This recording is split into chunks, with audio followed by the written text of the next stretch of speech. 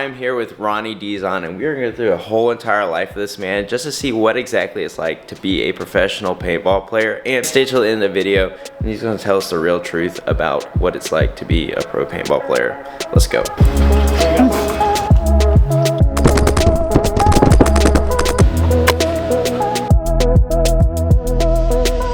It's just one of those opportunities where it's this scarce.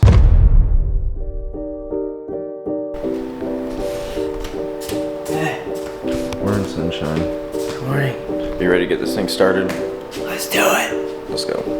Okay. Really get in.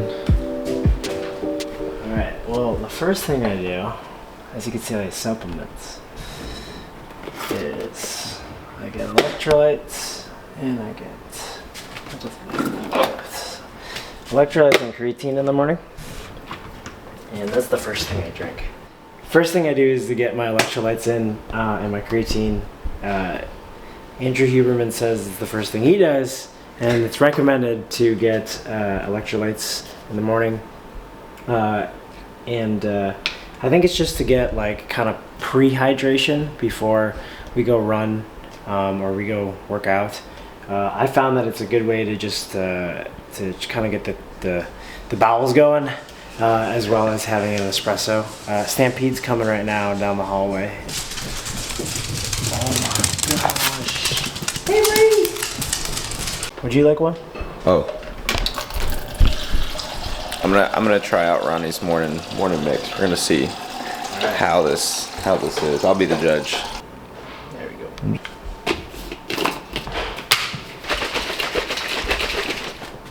There you go. Cheers. It's bad. I like that. It's usually on a day like today, I'll run first thing in the morning, or I'll lift first thing in the morning, and then if I'm playing paintball that day, depending on which workout I did, I'll kind of do the opposite of paintball. So today we're gonna go on a 3-mile run at the track and just get my aerobic base workout in, and that's what I've been doing throughout these World Cup preps. Is just a lot of my runs are more low intensity, and then I'll throw in a speed workout once, maybe twice a week, and that helps cover my bases for my cardiovascular endurance. And then when we go to the field, I'm gonna do more stationary drills like snap shooting or an accuracy drill where we'll set up some targets and just focus on hitting the targets, maybe shooting off the break. So that way it's a little bit more low intensity at the field, but it's more like upper body. And then today I'll do a run. But if I were to like lift throughout a paintball day, I would do more like movement, running and shooting, diving. Okay. One-on-ones. I would do that, and I kind of just balance it out so that way I get the best of both worlds in one day. My whole goal is not to like burn myself out throughout the day, but it's also to push myself and stay active. So I've been on this like 2 workouts, 2 a day, maybe sometimes 3 a day workout split for ever since Vegas. So while others are getting their 1 workout a day, or if they're playing like only on the weekends, it's like I'm just maximizing my volume. So it's like, oh, okay, I worked out 8 times this week, like yeah. So I'm just trying it's just spreading that gap and just being active. And honestly, it's pretty fun to see where it takes me in terms of like my mental resiliency, because there's days I just don't want to, but yeah, gotta put in the work, especially motherfucking World Cup coming. Yeah, I'm gonna try and keep up running on this. So I messed up. It didn't bring any running shoes, so all I have is Crocs. So I can't promise I'm gonna be running, but we'll get Ronnie running. So typically I'll have my electrolyte drink, and then I'll make a coffee or an espresso. So Stella and I usually walk the dog in the morning, have our coffee, have the electrolytes, and I'll either do it before I work out or after I work out. So today's gonna be a before I work out kind of day. Word. You don't like coffee, but do you like it black, or do you like? I usually like it darker. Okay, so here you go. So what'd you just put in there? Nothing. Secrets. Can't tell you. Here you go.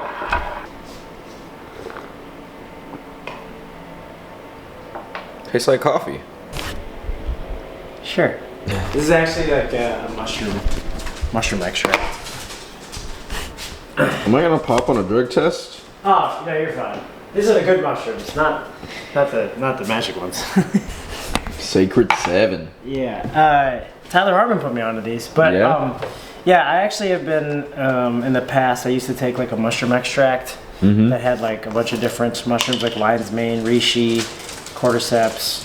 I don't know if you know anything about like mushroom extracts, but every single one of these mushrooms do something for you, whether it's your memory, focus, your longevity, your immune system. So like there's a lot of research behind mushrooms. I don't see, there's no downside to taking them, unless it's the magic ones, then you get some problems.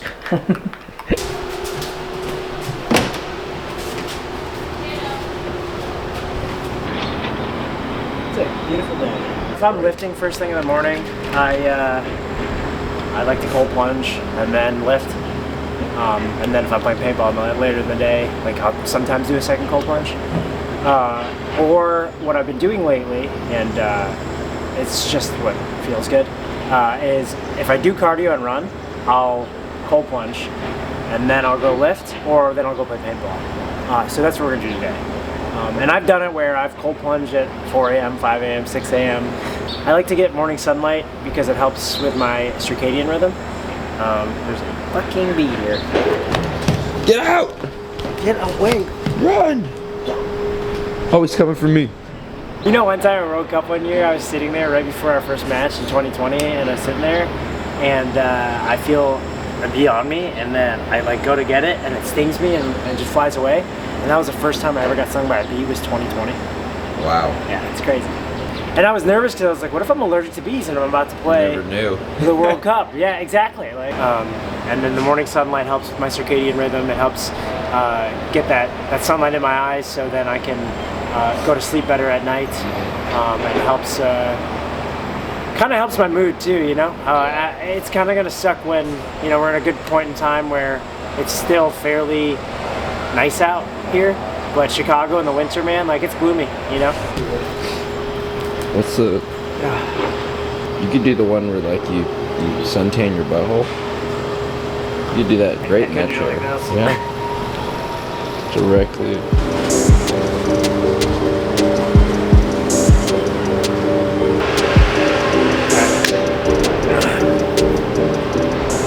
This is the lady behind everything Ronnie does. So how is it living with a guy that works out 8 times a week? I mean, it's definitely busy, and I'm always like worried he's overdoing it, but can't stop him. Yeah. Can't stop me! But yeah, I see the progress. Yeah? Yeah. You're damn right, dude. Look at these muscles. I've been with him for a very long time. Oh, What are you doing? throwing up poop. That's what you get. You stupid ass. That one didn't taste good. Yeah, she's great. Is it chilly out? It's not too bad. We were just out there, actually. It's gonna be nice. Is it cold outside? Wait, I was just outside. We were just outside. You like my free bag? Cat person? Dog person? Which way are you gonna wear it? Depends on the day. Oh, you hear that, guys? She's got favorites. Get him strapped up. Matt, let me get you strapped up. I didn't know you could take Here you go, pal. bread loaves on walks.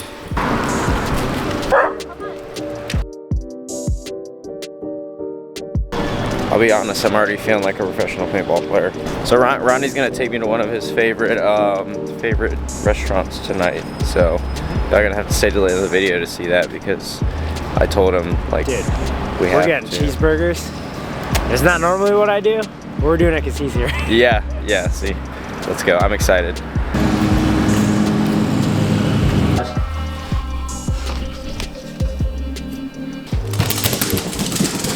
There it goes. Sit up.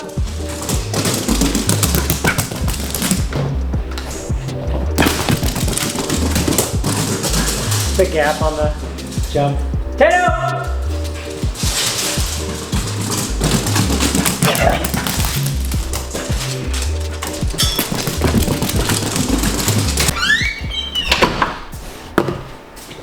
Where's your shaker? This has 43 grams of carbs in it, coming from dextrose, so it's just fast digesting carbs, and I'll drink it right before we go on our run. That's like half of the carbs that I usually eat in a day. Really? Yeah. You sure you want this? Yeah, no, I'm good. Okay. I'll make it. Does it taste good? Yeah, it just tastes like sweetened. And then typically, while I'm drinking my carbs, I like to roll my foot out with a lacrosse ball. Should we put the dogs? Huh? Should we put the dogs? No, you should blur the feet. It'd be funny. Aerobic run, but we'll just round up to 30. I don't like that at all. Oh, dude, I forgot to add more electrolytes. More electrolytes. Yeah. There you go. First time trying Ronnie's carb powder mix. It's more bearable. It is. That tastes like a salty Gatorade. Usually, like, I'll do some Theragunning to warm up the quads and the legs, and then I have a Garmin watch, so I have like workouts on there. Again, today's gonna be like a 30-minute aerobic workout, so nothing too strenuous, but just enough to get my heart rate around like 130 to 140 something beats per minute. But I've been just doing like heart rate zone training, and what I found is it's helped me have that endurance. Boring, mundane shit is usually what gets you the results. So, yeah. What's your thoughts on that, Matt? I think that as long as you're training, it's beneficial. 100%, dude. As long as you're moving, movement is everything. Yeah. And Potato, come here. Watch this. Sit. I gotta get his legs warmed up too. he's like uncomfortable, but he likes it. Like his ears are behind his head and everything. He loves it. This is the one thing that I can get him to do whatever I want if I just turn it on. It's like, okay, it's time for Theragun. Yeah. This just helps me get a more accurate reading of my heart rate. Shout out to Mishka, my teammate. And then you're like, I'll be like, man, how you doing? And then I'll like turn the camera to you and you're like, try my best, man. Ton. You can put your stuff down, I'll go over that.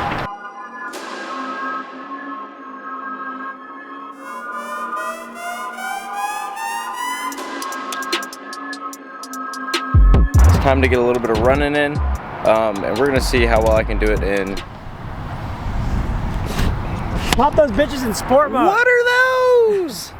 You gotta put them in sport mode. Those are my Crocs.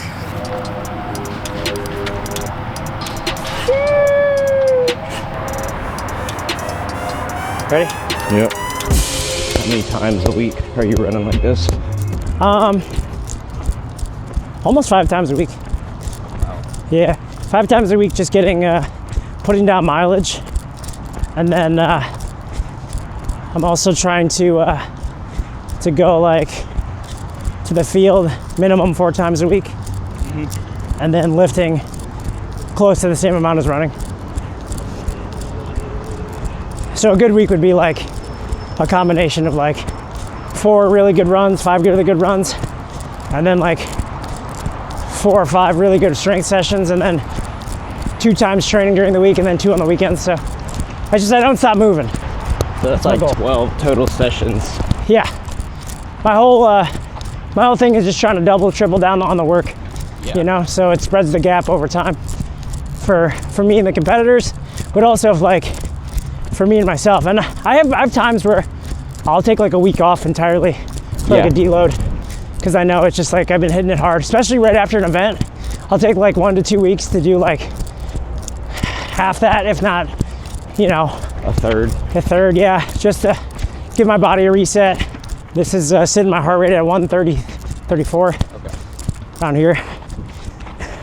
So like right now, my heart rate's between 134 and almost 140. So we just stay at this pace, and that's all it is.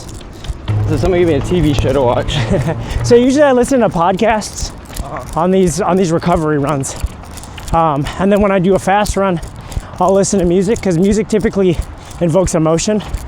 And if I can get like a nice fast-paced playlist, it helps in those fast runs, the speed workouts. But for a day like today, it's like I like to like learn something, or just kind of zone out and, you know, because this is the time that, especially in the morning, your brain's, you know, you're trying to absorb a lot of information and trying to plan your day. You know, at the end of your day, you're kind of, you know, ready to cash out.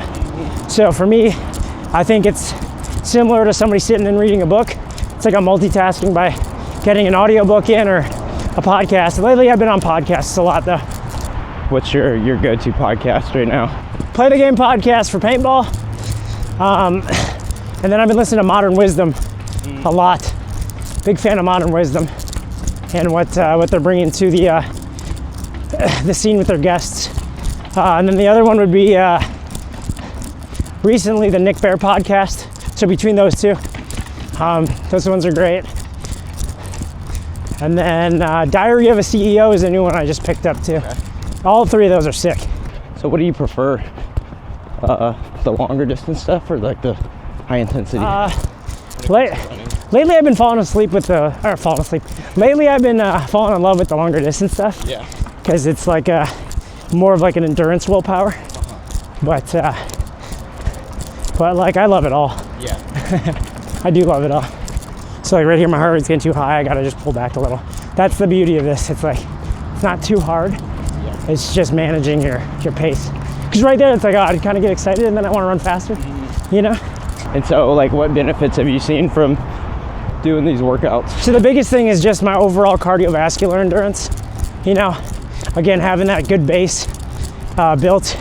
And then when I do my speed workouts, I work on like my max capacity, you know, handling stress at a high heart rate. And I get that from paintball and I get that from speed workouts. So combining those with some of these longer, harder, longer and easier cardio sessions have been a good key for my training this year. And there's other ways to do it. It doesn't have to be running. Yeah. Like cycling is a good way. Stairmaster is a good way. Swimming is a good way. It's just whatever you feel, and I kind of fell in love with running. Yep. Dude, all you need is Crocs and sport mode. Crocs and sport mode, boys. That's it. Live and learn. That's it. Take notes. Yep. So we're on lap number 3. I'm feeling pretty good. The Crocs are holding up. There's only 20 more minutes of this. Honestly, all this is just like, again, what Steven said, that boring and mundane shit. Yep. It's not hard.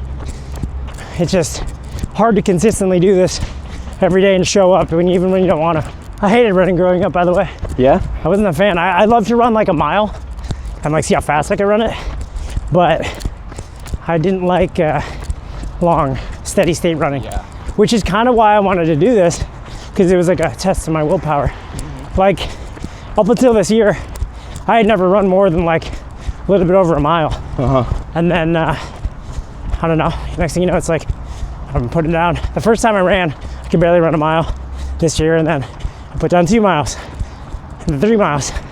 And then that seems like easy work to me right now. And then it's like, okay, let's try 5.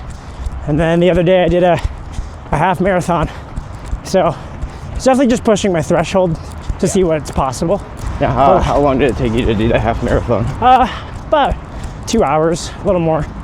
Just because I didn't fuel properly for it. So I didn't have any, I didn't bring enough carbs and electrolytes on that day. So like I had to actually run to my friend Dave's house. He was like on the way home and like, hey dude, you got anything I could, like a banana or something? And he was standing outside with a bag of candy and banana. And I'm like, cool, so it's like an aid station. Boom, boom, and then I kept going. So, That's and then funny. when I got back to my house, I was still 2 miles out. It's because I was doing a challenge with my teammate to see who could run more miles. But I was 2 miles out, and then I was like, I have to go to the track and finish the last 2 miles. Yeah. And those were grueling. Those were grueling, especially after running 11. So it was me learning how to fuel properly and go about a long run better. Yeah, now do you take that into practices?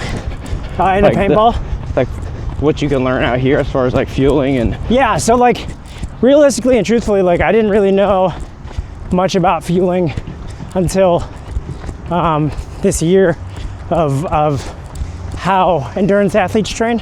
And there's days where we have a practice and we're in the Texas heat playing for 8 to 10 hours, or not even 8 to 10, maybe more like 6 to 8 hours. So we have practices that are like 6 to 8 hours, and it's like, I'll have like a snack here and there and some electrolytes, but I noticed that when I fueled consistently throughout the practice, I would perform better on the field. So it's just testing, trial and error, see what works best. I'll be honest, the slow pace is really nice because we can conversate while we're running. Yep. But also, if you're a big podcast listener, anything like that, you can just literally, like he said, zone out, just keep going. I guess the biggest thing is it's not taxing you a ton, so your body's like, you always feel like you've got enough energy to keep going, but you're right on the edge of being uncomfortable. So it'll really help you, like he said, mentally, but also physically at the same time. There was a stat, it was like, guys, people over the age of 30s, I think it was like 80 something or 90 something% of people will never sprint again. Yeah. And it's like, I don't want to be that, you know? There was also there's also something where, it's a myth that people say like, running is bad for your joints.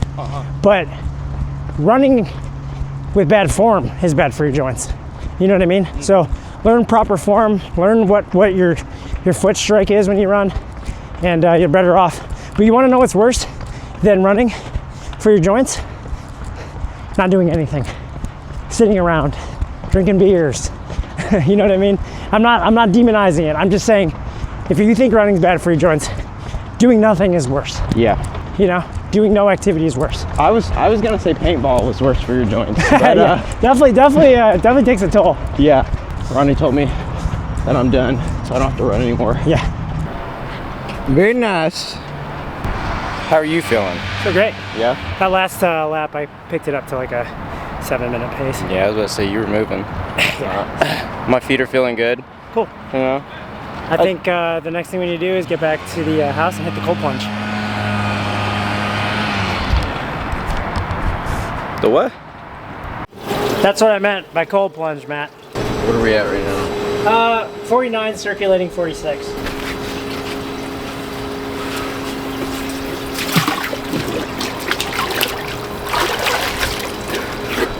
How long are we gonna be in here for? I'm gonna do 3 minutes. What's a good time for me?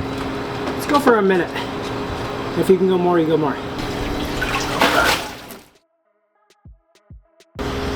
All right, so as you're lowering yourself in, long exhale, done, come up, and then the biggest thing is controlling the exhale. Out as you go down. Out? As you go down. There you go. Breathe out, long exhale. There you go. Breathe out. Breathe.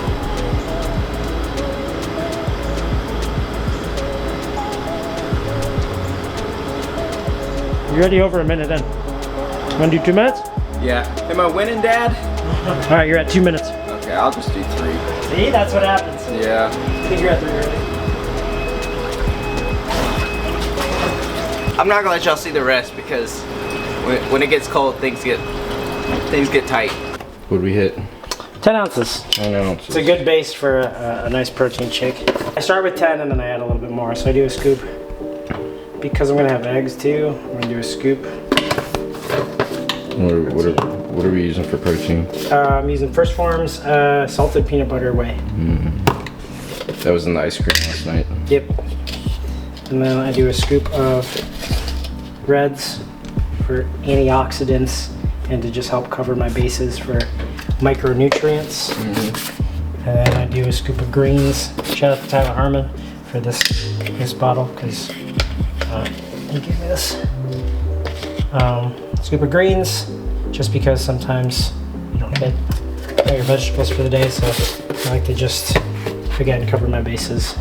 And then What I'd like to do is top it off with a little bit more. So I think like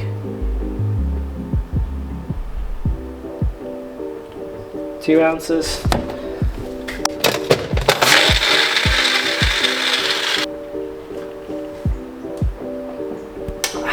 It's like peanut butter and jelly. All right, as much as I would like to try Ronnie's peanut butter and jelly shake, your boy is a little bit lactose intolerant, so luckily Birdman came through, got some protein, some vegan protein. I'm gonna be using that, but we're still getting everything. Protein's important, right, Ronnie? What? Protein's important, right? What's your name? What day is it? Yeah, protein's essential, man. If you don't get enough protein, there's a lot of data that shows that you will be a little bitch. Oh, sorry. This is supposed to be PG. Do you care if I weigh it, dude?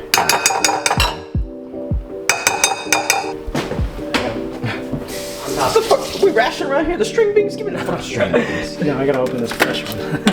I love Greek yogurt. I don't know if you were a huge fan. We talked about it the other day. Oh, yeah, We're talking about making the Greek yogurt bowls. Yep, and then I put honey. I'll just make it as if I make it. Yep.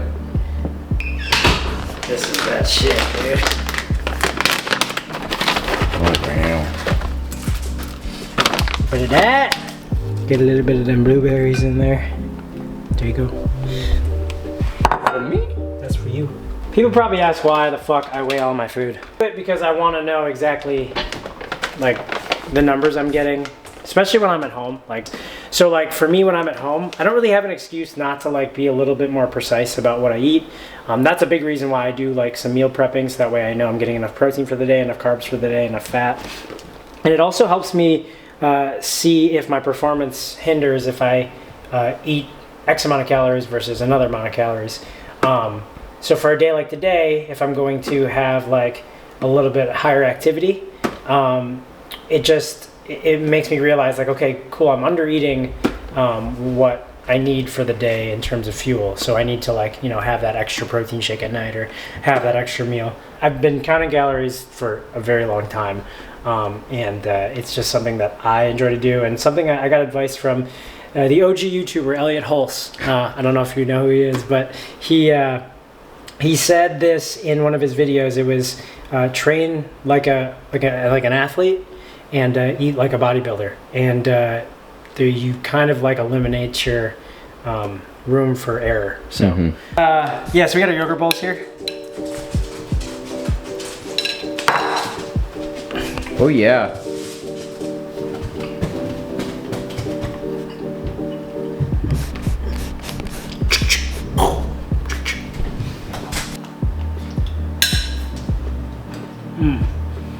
There's 2 shirtless dudes eating yogurt bowls.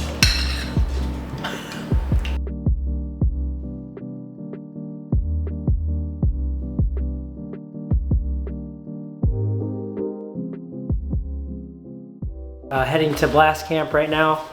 I'm tucking my shirt in because I'm a shirt tucker, and I am a home dresser when it comes to almost all my paintball gear except my bottom half. So I'm also a home dresser. You can't. Here, give me a camera. We got the home dresser and the home dresser. Just because, like, why would we go to the field, right, Matt? And then have to, like, take our shit off and then put our shit on just to take it off. Might as well just change once. Do it all in the comfort of your home, kids. Let's go.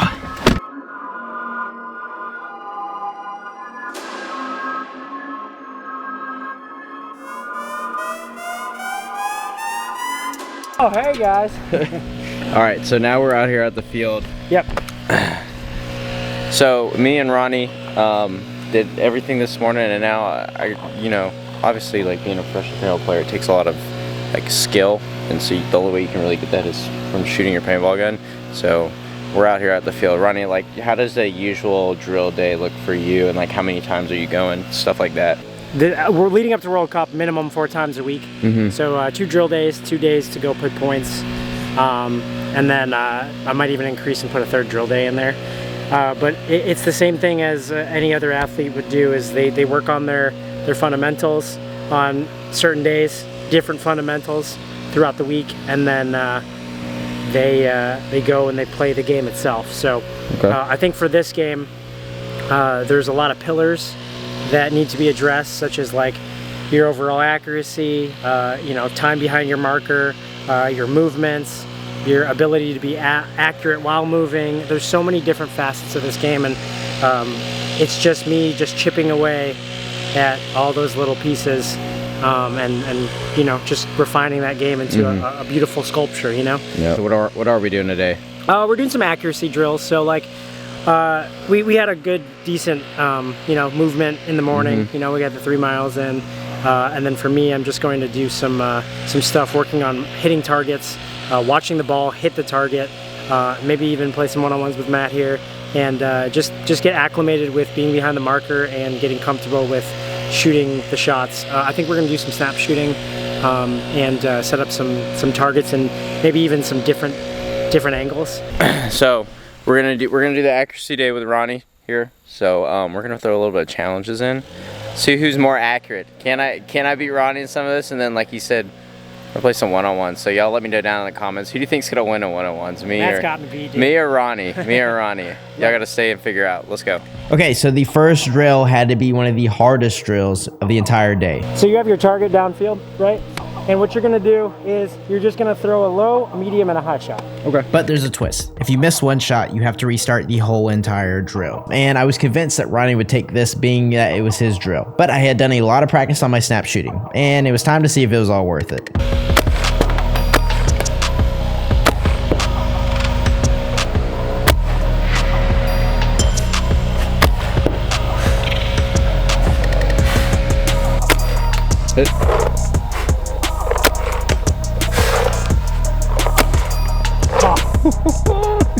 You skimmed it.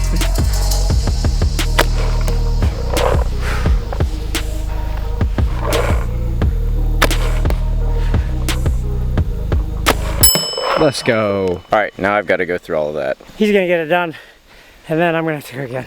Let's go. Nice.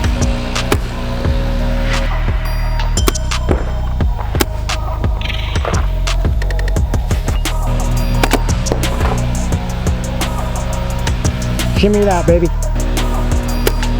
Nice. Nice. Finish it. Nice, dude. Fuck yeah, man. Oh.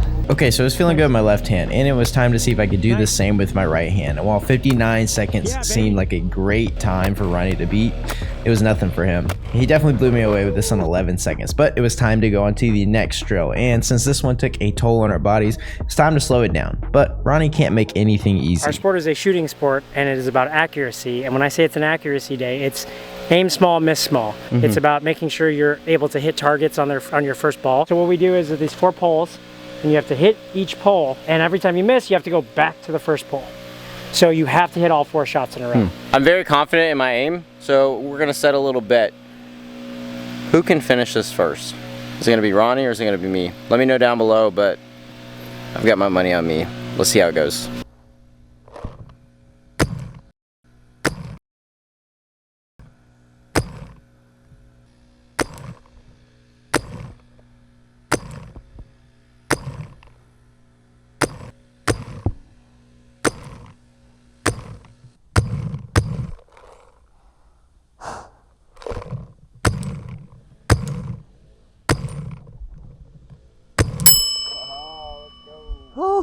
Now it was my turn.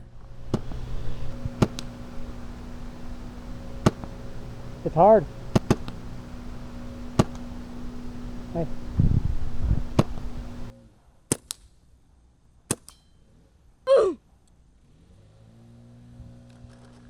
My mojo off.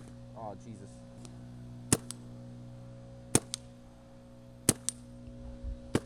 Nice, dude. Fuck yeah. Let's go! It was time for the last challenge, and this one was going to be a true test of skill. It was one-on-ones, and I was holding up pretty well up to this point. So the real question was, will my accuracy help me beat Ronnie? Go! Oh!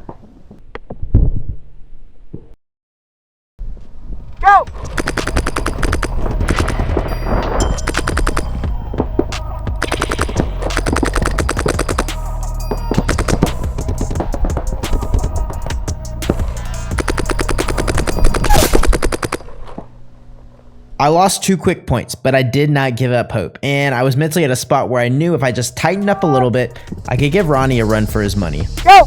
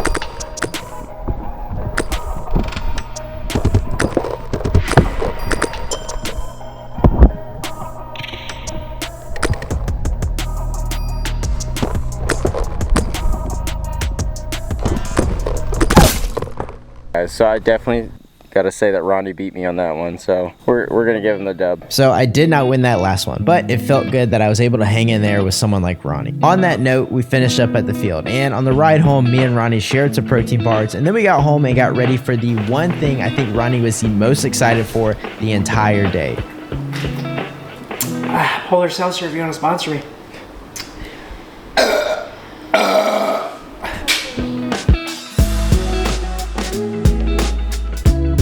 Oshaval is one of Ronnie's favorite restaurants to bring people, and it's world famous for its cheeseburgers. So we started off with the bacon, and I have to say this stuff was excellent, and Ronnie enjoyed it a lot too, as you can tell. After that, we went over to the cheeseburger. I got a double, but it's actually 3 patties, which is pretty insane, and we got some fries to go along with it. This is what Ronnie's been talking about for so long, so cheers. This burger tasted like an old-fashioned burger, but the meat melted in my mouth. I love this to death, and I have to say I was very, very happy that Ronnie brought me here. This banging. Oh my God, this is a great segue. Yeah, I know. This is what I was going to tell you. Look at Lone this. Wolf. Big thanks to the sponsor of today's video. Lone Wolf Paintball.com. Make sure you guys shop there. Hey guys, if you need any of your paintball gear, whether it's a new marker or just some arm pads, guess what? The sponsor of today's video, Lone Wolf Paintball, has got you. So they carry everything in there. Just shop Lone Wolf. They're the dude. best place to go for paintball gear. So if you need any of it, go check it out. And you can use the code Gymrat to save yourself 10% on select items. A big shout out to Lone Wolf. After that awesome dinner, we got home and I finally got to sit down with the man and ask him the real questions about what it's like to be a professional paintball player. Yo, what's up guys? Ronnie D's on here from Houston Heat. I've been playing professional paintball since 2012 was my first pro season. 2011 was my first pro event. So about 12 to 13 years here, going around there. I grew up in a small town called Tinley Park in the south suburbs of Chicago. So the first official paintball park that I went to was called Country Club Paintball. It was a small indoor field. It was where actually like all the competition was. Like there was 2 sides of like the Midwest paintball scene. There was like the Country Club Paintball Warp Sports kids, and then there was like the Bad Boys Toys, Chicago Aftershock, like Badlands kids. And then there was like a few other parks kind of like straggling in between. But I was a Country Club kid growing up, and then my friends and I also, there was a little forest, like an abandoned forest or a forest preserve by my parents' house, where after school we would go there every day and build like a woods ball field. And so yeah, we would go there and play, and it was and we would play against like the other neighborhoods in the area, so it was a lot of fun. But yeah, so that's where I grew up playing paintball, was just, you know, those fields. So since you started, how many tournaments do you think you've played? I could actually find that number. Well over like 40 tournaments, 50 tournaments. Maybe more than that. Yeah, I would guess it's probably close to the hundreds. Yeah. Probably well over 100 tournaments that I've played in my paintball career. Like it's a lot of, I've played a lot of tournaments. How many of those have you like won? Honestly, like I could probably count on my hands. We're probably like 15, maybe, maybe a little more. And that's just because the tournaments that I did start winning was the professional ones. I didn't really win anything in the divisionals at all. I've always was like so close. And the first tournament I ever won was like Division II World Cup with Distortion. And that was in 2011. And then after that, like every win after that was all pro. So kind of cool to say it like that, because winning pro tournaments is a lot more rare than winning divisional tournaments. But, and it's a lot harder. So I think that's just a testament to like where I was destined to get some W's. Because when I was growing up, I was like, I don't know, I was always second place or third place, it was always so close. But what's some of the achievements you've gotten over playing those tournaments? So I've won 3 World Cups and a World Championship, and I've gotten an MVP for overall at the Texas 2018 event, by just being able to win like the World Championships and the World Cups, and as well as like 3 or 4 series titles.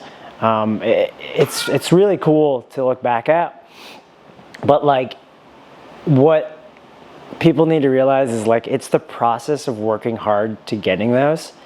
And like it's like you hear it all the time. It's like, the process is, that's what you gotta believe in the process, and the process is winning, and it's hard to really put into words unless you actually live through it.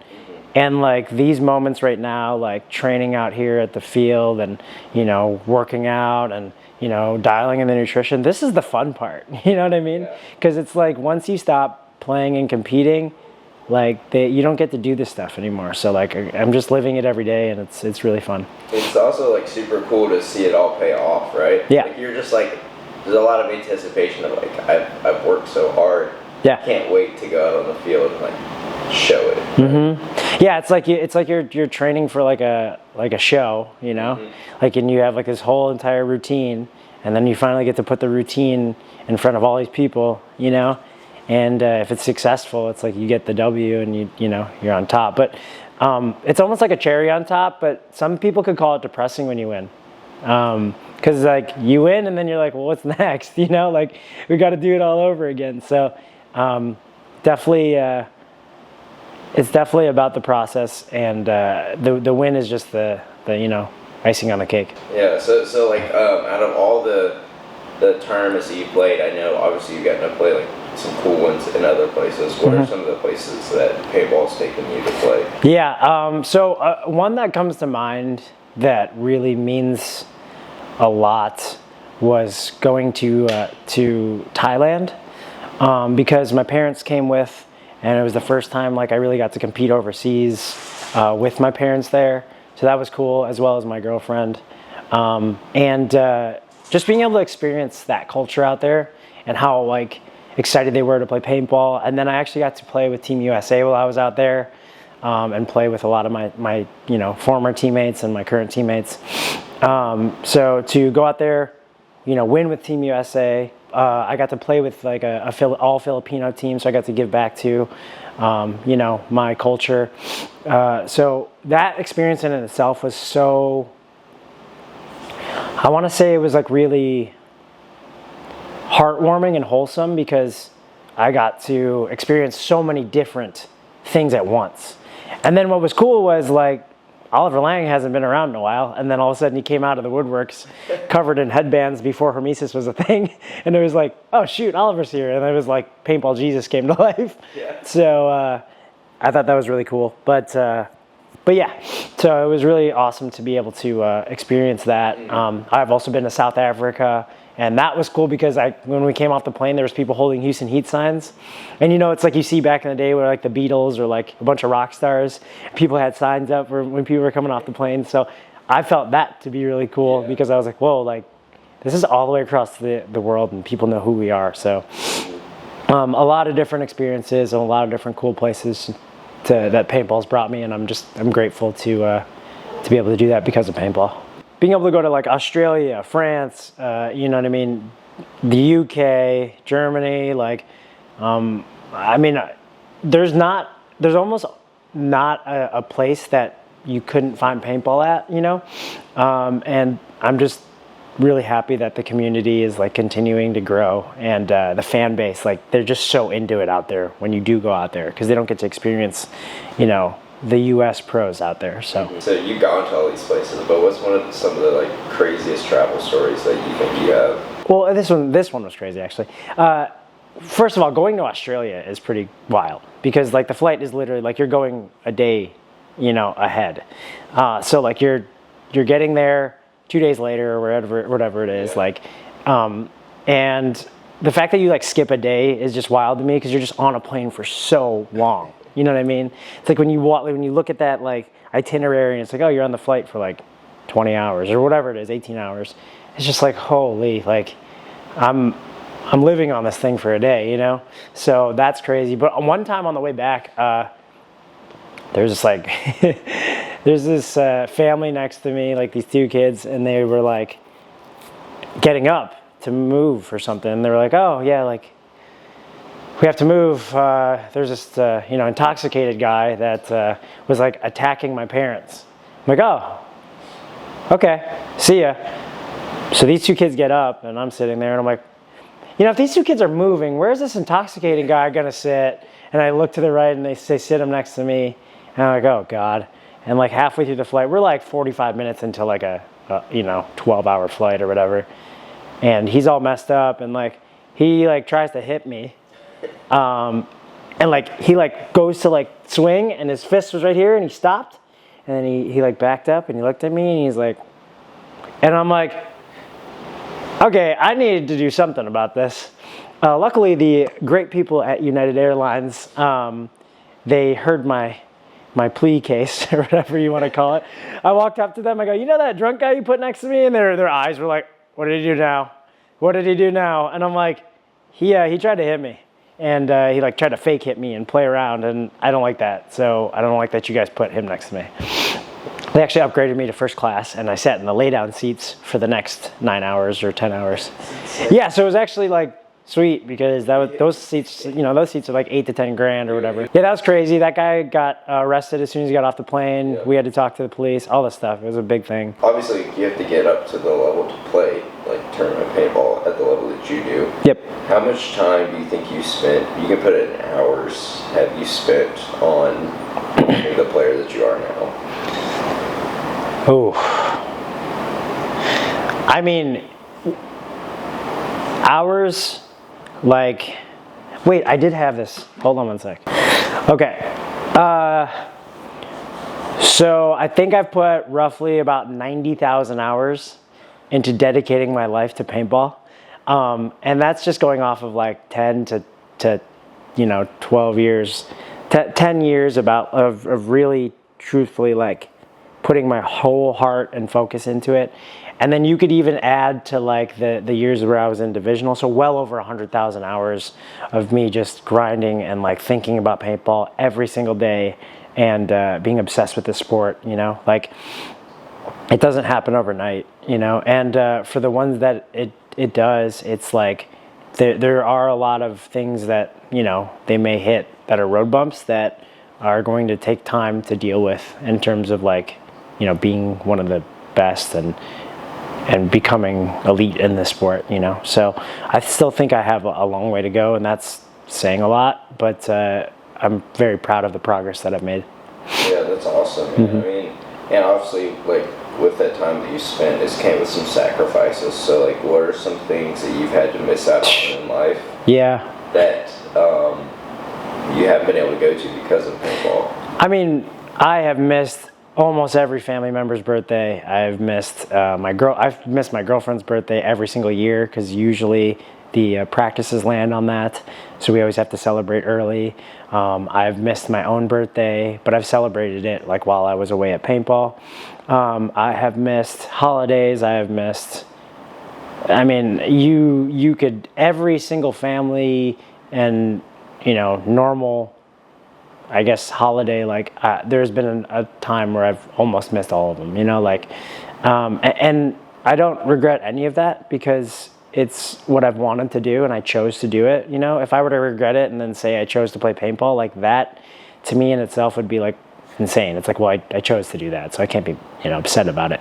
But yeah, like almost everything. What I've been doing though recently is taking more time to spend with my family. What keeps you going, after all these years? The thing that keeps me going within the sport of paintball is like, it's rare to have an opportunity like this, especially on Houston Heat. We have really one of the greatest funded teams, maybe in history of paintball.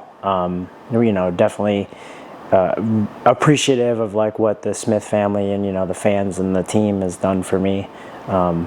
So it's just one of those opportunities where it's this scarce, a scarce opportunity versus an abundant one, in terms of having the ability to say that I play paintball professionally and make it a career. So it's beautiful to say, and I want to just cherish every single day, and that keeps me grateful.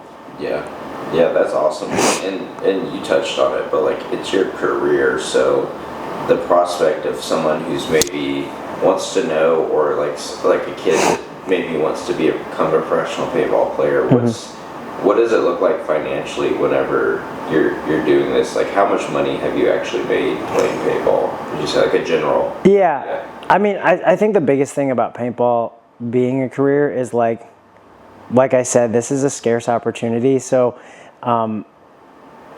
it's difficult for me to sit here and say comfortably that like you can go pursue this option, because it's a very low probability chance of you finding, the success that I have in terms of like being financially stable and comfortable playing paintball. So it's taken care of the bills thus far, and it continues to. But what I will say is like, I don't want to sit here and say don't dream big about being able to do this, because I dreamed this as a kid and it came true. So for a kid out there who dreams to do this, like by all means follow your dreams, but make sure that you have the ability to have financial stability. So that might mean that you have to work at that job that you don't necessarily love, just to be able to sustain this and see if you can find a bridge to be able to do this. So for me, I was very lucky to work at a paintball field growing up, Country Club Paintball, then it turned into CLP, which was Chicagoland Paintball. So being around it and surrounded by it at all times allowed me to live my dream by training as much as I wanted to, and then also being able to make money. So while I continue to do that, it kind of gave me a good starting point to get into the professional side of things. And then just destiny and the universe lined up as it should, so it's definitely taken care of me, and it's definitely been really good to me. But I can't sit here and say that it's like the NBA where we're making millions. You know what I mean? I would only dream of that, but we're not at that point yet in this sport. Yeah, and I guess the big thing too is like you set up other revenue sources, right, to help you. So it's not like if you only did paintball that you would be in a comfortable spot. Right? Correct. Like you said, there's only the bills that you could usually cover, and then everything else, like you're gonna have to set up like your YouTube and things like that. Yeah, living the life of a professional paintball player comes from like you doing the extra work on top of it. Like just playing paintball isn't going to bring in enough income for you to live like a little bit more of a lavish life. You have to do like the extra things like clinics, you have to like do coaching, you have to set up whatever deals you do with whatever teams you're on. So like selling markers, jerseys, all those things. And for me, like with my YouTube channel as a side thing, like it kind of coexists with being a professional paintball player. So like all those things in terms of like merch and all that, like multiple streams of revenue, but it's like you also have to have multiple focuses sometimes. So it's a grind, it's never stop. You never stop. It's never ending.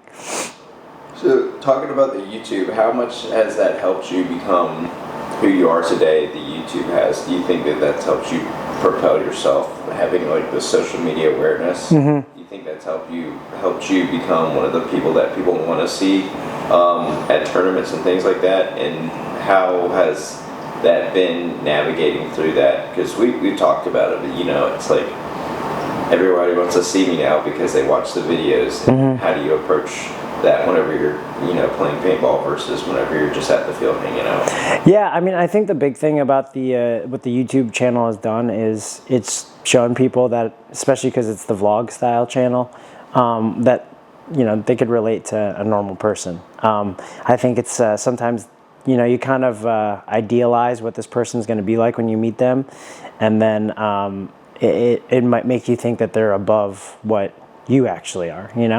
Like everyone else, I'm also human, and I go through the same day-to-day struggles as you guys saw in the day in the life so far. And what the YouTube channel has done for me is it's allowed me to understand what the power of social media is, and how it can affect you positively and negatively. Going into a tournament. When you go to a tournament, you're going there to see your favorite teams and your favorite players play. But now what social media and YouTube has done is it's allowed me to express the storyline leading up to these tournaments, so that way you could either support or not support it, and give you more of an insight of what it takes to be operating at this level. So I think for a lot of people, it's created a good audience and fan base for my team and myself, and I think the teams that aren't doing that, I think they all have their own unique story, and it'd be cool to see theirs. So that's what I encourage other teams to do, and I think a lot of teams now are doing it. And yeah, I can't even count how many divisional players, Matt, including yourself, who have documented their journey. It's like, wow, it's really cool to see your growth.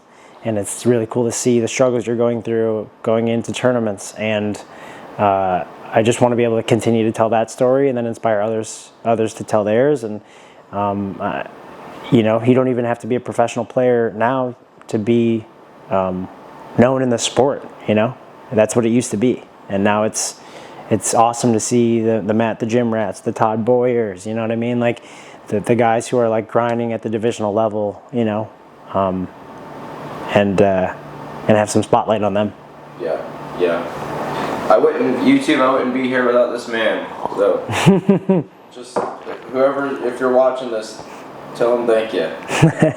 Okay, so I guess like all that coming into, like, you putting so much time into your craft, you putting so much time into putting yourself out there and showing off that craft, right? Of like showcasing it and showing your life as a paintball player.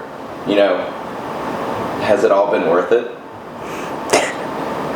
I mean, to sit here and say that, like, I would love to be able to have a normal Sunday sometimes with my girlfriend and, hang out and just take a day off to, like, relax. Like, I'd be lying. Like, it would be really nice to do that, especially as I get older. But the ability to go day to day knowing that I do what I love, and I get to wake up and do what I want when I want has been something that I will never forget. And I think that all of this stuff that paintball's brought me, even connecting you and I and, the people watching this, it's definitely been worth it. And I want to continue to elevate the level of paintball in my area, and whatever I can do on the channel to inspire somebody else to play this beautiful sport is what I really want to give back, And I'm very fortunate and happy to have the opportunities that I have. Oh yeah, dude. Well, I mean, it all culminates to one thing. So I guess like this question is, when do you think you'll be done? Oh, that is the question that I've asked myself a few times. But I mean, as long as my body's able and my mind's able to process the speed of this game, which is ever so changing, like I will continue to play as long as I can. And that's the whole thing about, making sure, these, I think the big thing is when I'm training now, it's being able to have like longevity in the sport, and learning how to play on my feet versus on my stomach. You know, I grew up a snake player, and now I can play almost every position on the field. So having longevity in the sport is huge, and it's great because you could see that the teams that are winning and the players that are at the top are old. You know what I mean? They're all old. They're all the same guys that have been winning the past 10 years, you know? So, yeah, I don't foresee it, you know, knock on wood. I don't foresee it for a while, so I don't know. That's a hard one. After the eventful day, it was time to wind down. Me and Matt just sat over there for the last 2 hours, just talking about paintball and hanging out. Sometimes, you know, you don't get the boys' time. You know, Yeah. This was some boys' time right now. And I'll be honest, this was probably my favorite part of the day because me and Ronnie got to spend some personal time together. Since we're both high-level athletes that make content, we had a lot of things in common. And this was probably the most genuine time that I got to spend with Ronnie. I think the things that a lot of people lose when you're looking at some of the bigger people in paintball that play professional paintball and also make content like Ronnie and myself is that we're people. All the comments that we read, all the likes that we get, all the views that we have, all the people that we see, we do have genuine connections with. And so it was cool to do that with somebody else who had so much in common with myself. And saying that, it was time to wind down, and sleep is one of the best ways to recover from a long day like this one. So what does Ronnie do to get the best sleep possible? All right, guys. Thank you so much for watching the video. Hey, if y'all enjoyed this, make sure to like the video and leave a comment down below what you like the most. And if you want to check out Ronnie's channel, it's literally right there. So do that. And big thanks to Lone Wolf for being the sponsor of the video. We're gonna see y'all later. It's time to go to bed. And, Where am I? And Ronnie, just tell him to like the video. What? Later, y'all. Peace.